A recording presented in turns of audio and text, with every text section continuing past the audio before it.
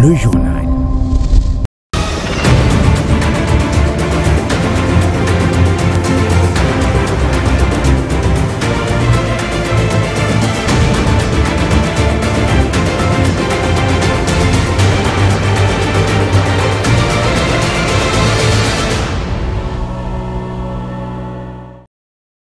Nouvelle session d'information sur l'RTÉDUC. Mesdames, Messieurs, bienvenue. Tout de suite, le titre. Bonne nouvelle, la direction nationale de la DINACOPé informe que la paye complémentaire de 50 000 francs est accordée aux enseignants, agents et cadres des bureaux gestionnaires et la prime de la gratuité de 20 000 francs est aussi accordée aux enseignants du primaire auprès des opérateurs de la paye pour le mois de juillet et août de l'année en cours.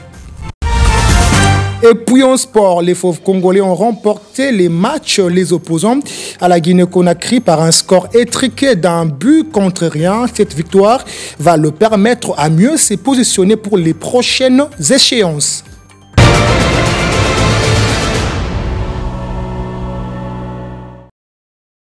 Bienvenue à tous. Je voulais annoncer au sommaire de ce journal, bonne nouvelle, la direction nationale de la DINACOPé, il faut le préciser, la DINACOPé informe à tous les enseignants que conformément aux engagements pris par les gouvernements de la République lors des assises de la commission paritaire gouvernement syndicale des enseignants de l'éducation nationale et nouvelle citoyenneté, la paye complémentaire des 20 000 francs de la prime de la gratuité accordée aux enseignants du primaire a déjà débuté auprès des opérateurs de paye pour le mois de juillet et août 2024. Quant à la paye complémentaire de 50 000 francs congolais accordée à tous les enseignants des écoles ainsi qu'à tous les cadres et agents des bureaux gestionnaires, les fonds y relatifs viennent d'être virés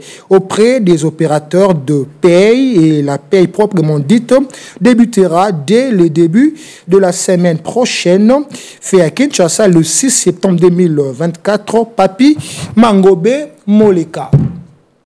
Toujours dans le secteur de l'EPST, le directeur de la province éducationnelle de Kinshasa, Lukunga, Jean-Pierre Yoy, était sur terrain. Il a d'ailleurs visité cette école de sa juridiction, dont 5 établissements secondaires pour s'imprégner du bon déroulement des activités scolaires. Asri Doumbouy était là pour le compte de l'RTÉDUC.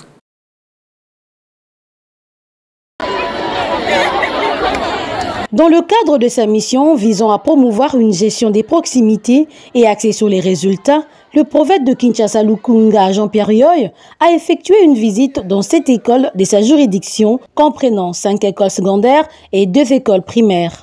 Cette visite a permis de constater que les activités scolaires se poursuivent normalement. Nous sommes rendus au niveau de la sous-division de Ngalema 4, où nous avons trouvé un petit problème au niveau des lycées, donc au niveau de l'école primaire Tobongissa et l'école primaire Notre-Dame. Il y a eu des rumeurs qui ont fait fuir donc les enfants. Les enfants ne se sont pas présentés dans ces 2 écoles aujourd'hui, soit disant qu'il y a eu des tracts qui ont été jetés pour dire que si les enfants vont se rendre à l'école, et ils seront lapidés. Dès son arrivée dans les 2 écoles primaires concernées, le prophète a convoqué tous les enseignants et a demandé au chef d'établissement de démentir les fausses rumeurs circulant dans la communauté. Il a également appelé les parents à envoyer leurs enfants à l'école afin qu'ils puissent bénéficier d'un enseignement de qualité. Le chef d'établissement nous a confirmé qu'il va faire aujourd'hui, il va se communiquer avec les parents pour que les parents ne puissent pas avoir peur d'envoyer les enfants à l'école parce qu'il n'y a rien qui va se passer donc à travers les écoles. À travers ces 2 écoles-là, que les enfants puissent aller à l'école pour suivre donc les enseignements. Il convient de noter que dans les 2 écoles primaires, Notre-Dame de la Providence et Tobongissa, situées dans la sous-division provinciale de Ngalema 4, des perturbations ont eu lieu le 4 et le 5 septembre 2024. Des personnes non identifiées inidentifiés ont lancé des pierres sur les élèves, perturbant ainsi les bons déroulements des activités scolaires. Cette situation a conduit certains parents à préférer garder leurs enfants à la maison par souci de sécurité. Parlons à présent du constat fait sur l'effectivité de la rentrée scolaire édition 2024-2025 depuis son lancement officiel le 2 septembre de l'année en cours au collège Excellencia, qui est une école privée chrétienne agréée située au quartier Elengesa dans la commune de Ngiri, où le respect des mesures barrières contre l'épidémie Mpox sont vraiment respectés. Suivez. Le collège Excellencia est une école privée chrétienne et agréée dont les élèves bénéficient d'un enseignement de qualité. Ici, depuis le lancement officiel de la rentrée scolaire édition 2024-2025, les apprenants viennent régulièrement en classe, lavant les mains avant d'entrer en classe et observent les règles de distanciation pour se protéger contre la variole des singes. La rentrée est bel et bien effective depuis ce 2 septembre 2024. Les enfants sont là, comme vous le constatez sur les images. Nous avons déjà pris les mesures nécessaires. Il y a des lave-mains qui sont plantés de part et d'autre. Dès que les enfants arrivent, ils passent devant les lave-mains, ils lavent les mains avec du savon ou soit avec les gels bactériaux et ils entrent dans la salle de classe. Madame, dans les salles de classe, il y a aussi la distanciation qui est respectée pour aussi lutter ou fouler au pied la propagation de cette épidémie. Une façon pour cette éducatrice et élève de demander aux parents d'envoyer massivement leurs enfants à l'école. Nous demandons aux parents d'envoyer les enfants venir suivre cette formation de qualité que nous dispensons au travers de nos enfants. Nous avons débuté l'école depuis le 2 septembre 2024. Je demande aux enfants qui sont à la maison qu'ils demandent à leurs parents de venir avec eux parce que nous avons déjà débuté l'école, nous avons avancé, mais eux, ils restent toujours derrière. Cette école privée est un véritable partenaire du ministère de l'Éducation nationale et initiation à la nouvelle citoyenneté car elle obéit au mot d'ordre de la hiérarchie du ministère des tutelles, non seulement pour la bonne formation qu'elle offre aux élèves, mais éventuellement le respect de calendrier scolaire. Aux autres écoles, de prendre pour modèle les collèges Excellencia. Allez, à la primature, la chef du gouvernement s'est entretenue avec le président du Conseil supérieur de la magistrature lors de cette rencontre. Judith Souminois et Dieudonné Kamouleta ont échangé sur la nécessité de renforcer la collaboration entre les pouvoirs exécutifs et judiciaires pour assurer la bonne marche du pays. Ensuite, la première ministre a reçu une délégation de l'Alliance nationale des autorités traditionnelles du Congo, ANATEC, au cœur des discussions, une coopération renforcée pour la paix et le développement, avec un accent particulier sur l'accompagnement des initiatives gouvernementales dans le PDL 145 territoires. Dans le cadre de la collaboration interinstitutionnelle, la Première ministre a tenu un tête-à-tête avec le président du Conseil supérieur de la magistrature et de la Cour constitutionnelle. Les échanges entre Judith Souminois et Dieudonné Kamouleta ont tourné autour de la collaboration entre le pouvoir exécutif et le pouvoir judiciaire pour la bonne marche du pays. Dieudonné Kamouleta a saisi l'occasion pour présenter à la chef du gouvernement les prévisions budgétaires du pouvoir judiciaire pour le prochain exercice. S'agissant de la tentative d'évasion survenue à la prison centrale de Makala, le président du CSM dit avoir déposé les PV de la réunion de son institution à la chef du gouvernement. Évidemment, on en a parlé aussi de ce qui s'est passé, mais au moins nous avons laissé juste les PV de notre réunion d'hier. Il s'agit de la justice congolaise. Et nous ne voyons aucune institution congolaise qui n'est pas concernée par la bonne marche de notre pays. Collaborer, nous sommes obligés parce que tous nous appartenons aux institutions du pays. Il n'y a pas de solution miracle ou individuelle, la solution pour la bonne marche de notre pays va passer par la collaboration et la main dans la main de toutes les institutions. En cela, nous allons réussir à faire rayonner la vision du magistrat suprême, le chef de l'État. Juste après, la chef du gouvernement s'est entretenue avec les autorités traditionnelles réunies dans l'Anatec.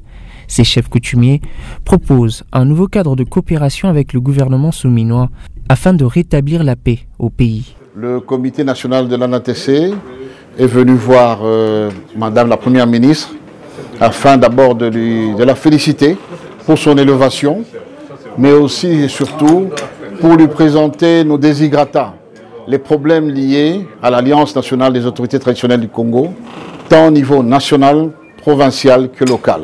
Il y a tellement de domaines, autant de domaines qu'il y a de problèmes dans la République, tant au niveau sécuritaire, de développement, de cohésion nationale. C'est ça qui sont dans la Constitution nos prérogatives, afin de s'assurer que le pays évolue dans la paix et qu'il n'y ait pas de tumulte et de désordre. Nous contribuons comme nous le pouvons à notre échelle, mais il y a malheureusement beaucoup de pesanteurs, des pesanteurs qui nous ramènent en arrière, qui nous empêchent l'élan de développement pour aller de l'avant.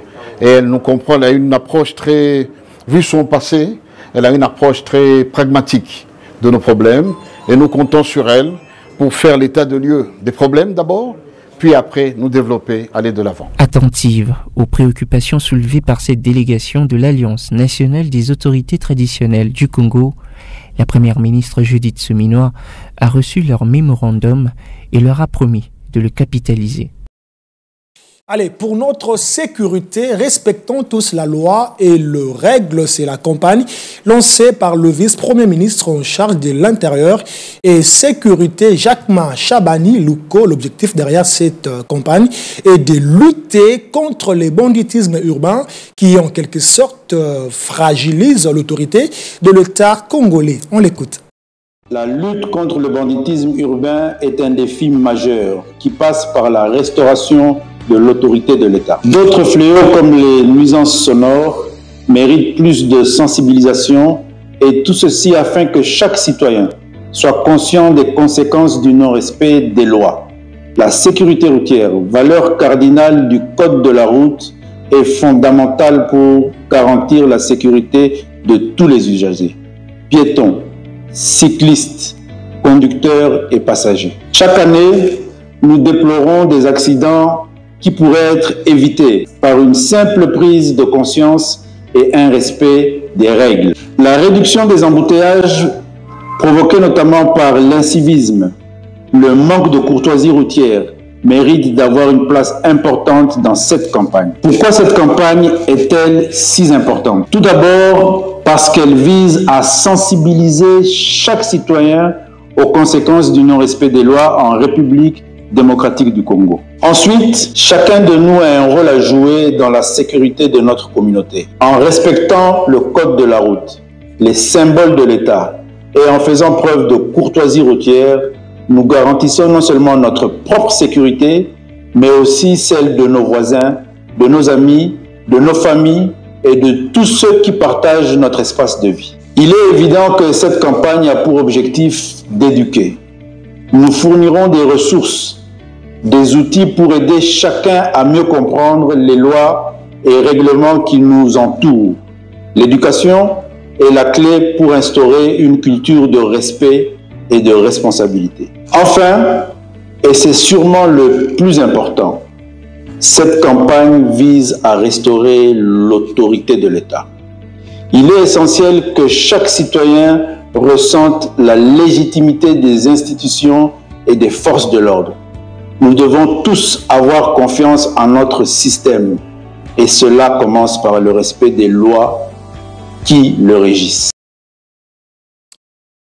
Parlant justice dans ce journal, plusieurs arrestations à la prison centrale de Makala après les révélations sur l'origine de cette évasion. Le ministre d'État, ministre de la Justice et garde de Sceaux a ordonné l'arrestation du directeur de ces centres pénitentiaires, les agents de la SNEL, les gouverneurs généraux de la prison, le gouverneur de certains pavillons, les agents de l'administration pénitentiaire et certains personnels extérieurs. Après son atterrissage à l'aéroport de Njili, le ministre d'État en charge de la justice et garde à sceaux, Constant Moutamba, accompagné du numéro 1 de la DEMIAP, a ordonné l'arrestation du directeur de ce centre pénitentiaire, CPRK, les agents de la SNEL, le gouverneur général de la prison, le gouverneur de certains pavillons, les agents de l'administration pénitentiaire et certains personnels extérieurs. Il a également ordonné l'ouverture des audiences en flagrance par le tribunal militaire de garnison de Kinshasa-Ngalima, qui siège en audience foraine. De la même occasion, les femmes violées n'ont pas manqué de s'exprimer.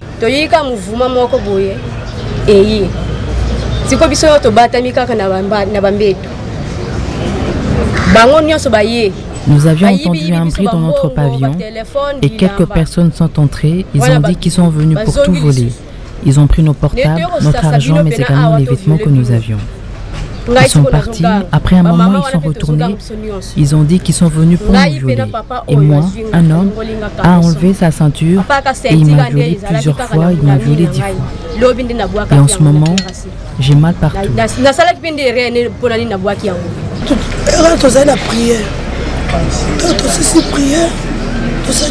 Nous étions en train de prier pendant que dehors il y avait des coups de feu.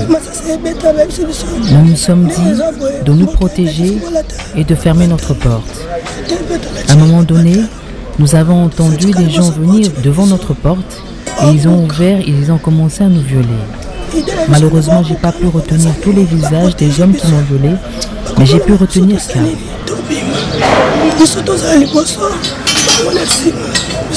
En ce qui concerne le procès contre les détenus qui ont tenté de s'évader du centre pénitentiaire la nuit du dimanche 1er août à lundi 2 2024 dernier, s'est poursuivi ce vendredi dans la matinée. Pour la partie défenderesse, le procès doit avoir lieu et en flagrance parce que le fait est sans constant. Allez, on change de chapitre. Clôture du 7e Forum national de ministère du genre famille et enfants pendant 3 jours.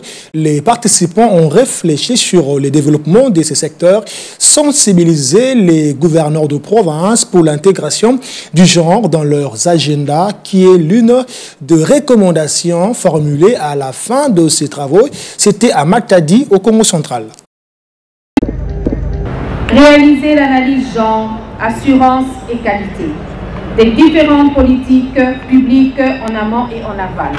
Intégrer les recommandations du forum dans la vision de la ministre du Genre, Famille et Enfants afin de les décliner dans la politique nationale genre, dans les stratégies sectorielles et les plans opérationnels provinciaux de la politique genre. Voilà quelques recommandations faites lors de la clôture des travaux du 7e Forum national des ministres provinciaux du genre. Le gouverneur de la province haute, Grace Bilolo, n'a pas manqué de louer la femme congolaise. Je reste persuadé que ce forum a largement renforcé les capacités de la femme congolaise à viser plus haut et plus loin.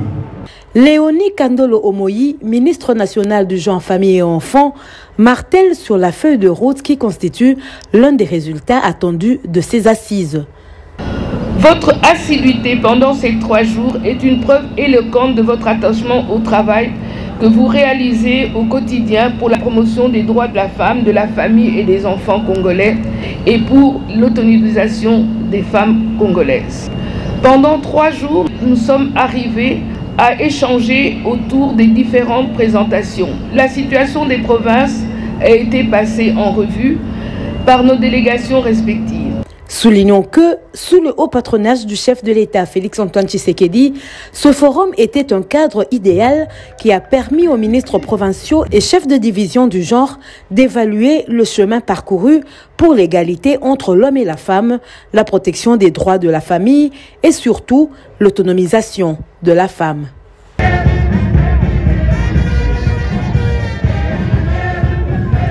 ne change pas de chapitre, ouverture de deuxième forum des organisations féminines de la société civile, le ministère Genre, Famille et Enfants. Pendant 3 jours, les leaders et les membres de ces organisations vont réfléchir sur les questions du genre en RDC. C'était Léonie Kandolo, ministre national du genre, Famille et Enfants, qui avait donné le go de cette activité à Matadi dans la province du Congo central. Plusieurs leaders et membres des organisations féminines de la société civile venus de 26 provinces de la République démocratique du Congo ont participé à ce grand rendez-vous annuel qui a eu pour thème « Améliorer la gouvernance au service des femmes ». En effet, le réseau des femmes leaders africaines travaille d'arrache-pied sur 6 piliers. Après la sécurité, le leadership et la bonne gouvernance, la mobilisation sociale, l'inclusion financière, l'agriculture, ainsi que l'émergence du leadership féminin, c'est-à-dire la jeunesse. Léonie Kandolo, ministre national du genre, famille et enfants, reconnaît les difficultés dans son secteur et reste optimiste dans ce domaine. Je rêve d'une société congolaise fondée sur la famille, cellule citoyenne où hommes, femmes, filles et garçons apprennent à vivre égaux comme stipulé dans notre Constitution en son article 12. Une société où la famille est le précieux espace, ou mieux, une école de créativité où nous faisons l'apprentissage de la masculinité positive et d'un vivre ensemble différent, caractérisé non seulement par le refus de toute forme de violence et de discrimination basée sur le genre, mais aussi sur une égalité des chances et des droits dans un effort permanent de partage de pouvoir. Après 3 jours d'intenses travaux, le plan stratégique s'efforcera donc de trouver un juste équilibre entre le travail au niveau national et au niveau provincial. Dans l'actualité également, dans l'univers des réseaux sociaux, sachez que le Conseil supérieur de l'audiovisuel et de la communication, CESAC, vient de frapper d'interdiction de la diffusion du programme que vous aimez énormément de Bachelor. Les détails dans ces reportages de Sephora Ngengo. Le Conseil supérieur de l'audiovisuel et de la communication n'a fait que jouer son rôle. En matière de contrôle de contenu, 2 œuvres relevant son domaine. Nombre étaient de spectateurs accrochés aux réseaux sociaux qui se déclaraient horrifiés par le programme livré par The Bachelor. Un programme qui s'attaquait dans l'impudicité, l'indécent et autres. Cependant, au regard des autres spectateurs, cela pouvait convenir, car le goût et les couleurs ne se discutent pas, dit Anadage. Il fallait donc sauvegarder la bonne image de médias en RDC. Rôle précis du CESAC, dirigé par Christian Bossembe. Lutte contre l'épidémie de Mpox, Samuel Roger Nkamba a reçu jeudi dernier un premier lot de 99 100 doses de vaccins grâce au soutien de l'Union européenne et de l'Africa CDC. Cette livraison marque le début d'une campagne nationale de vaccination soutenue par la communauté, soutenue par les communautés d'ailleurs locales et divers partenaires en vue d'endiguer la propagation de cette maladie sur notre territoire. On l'écoute. On a tout ce qu'il faut pour conserver correctement les vaccins. On a une très grosse expérience par rapport à ça. Et on a les moyens logistiques par rapport à ça. On a le hub de Gavi qui nous permet de garder des vaccins. On a l'INRP qui nous permet de garder des vaccins jusqu'à moins 30 degrés. Donc moins 20 degrés, ce n'est pas un problème pour nous. Pour ce qui est de la logistique, nous avons déjà l'argent grâce à l'Africa CDC encore et grâce donc à beaucoup de partenaires qui ont permis que l'UNICEF qui va faire la logistique soit assez à l'aise avec les moyens disponibles. Et donc ça va nous permettre d'amener le vaccin jusqu'à la personne qui doit être vaccinée, ce qu'on appelle kilomètre zéro. On a besoin de beaucoup de doses. Sauf que la stratégie c'est de contenir le virus de manière à ce qu'on fasse la vaccination qu'on appelle par ceinture autour des endroits ou des personnes les plus touchées. Et donc nous sommes confiants qu'avec l'appui des partenaires, parce que comme je disais, l'Union européenne a commencé mais je sais que l'Union européenne fait des efforts pour qu'on monte jusqu'à 580 000 doses. Donc du coup, ça c'est pas le problème pour l'instant. Le problème maintenant, c'est qu'on doit administrer ce vaccin dans les meilleures conditions. C'est-à-dire que la population doit comprendre que nous sommes en train d'essayer de contenir ce virus. Malheureusement, les moyens qui sont nécessaires passent parfois aussi par la vaccination. Je rappelle d'abord qu'on avait dans ce monde une variole humaine qui a tué des millions de gens. Et cette variole, nous tous, nous avons été vaccinés. Les gens ont déjà oublié, les personnes âgées comme moi, on a tous été vaccinés et cette variole humaine s'était arrêtée. Maintenant, on a la variole qui vient des animaux, qu'on appelle une zoonose. Eh bien, nous sommes confiants aussi que la vaccination va faire arrêter cette variole. Et donc, nous demandons vraiment que les prestataires de soins vaccinent correctement et préparent correctement la vaccination pour que les personnes à être vaccinées le soient dans les meilleures conditions. Je vous l'avais annoncé au sommaire de ce journal, la RDC a gagné la Guinée-Conakry. C'est vendredi, en début de soirée au stade de Martyrs de la Pentecôte par un score étriqué d'1-0, but marqué à la première mi-temps par les milieux de terrain congolais. Kayembe, une entrée en matière des léopards de la RDC à domicile, très appréciée par le fan du football. Cette rencontre, qui était très attendue par de nombreux Congolais, va permettre à la RDC de mieux se positionner aux échéances à venir. Fin de ce journal. Merci de l'avoir suivi. Restez branchés au programme de la RT Éduc. Madame et messieurs, paix et grâce dans vos familles et que Dieu bénisse la RDC. Au revoir.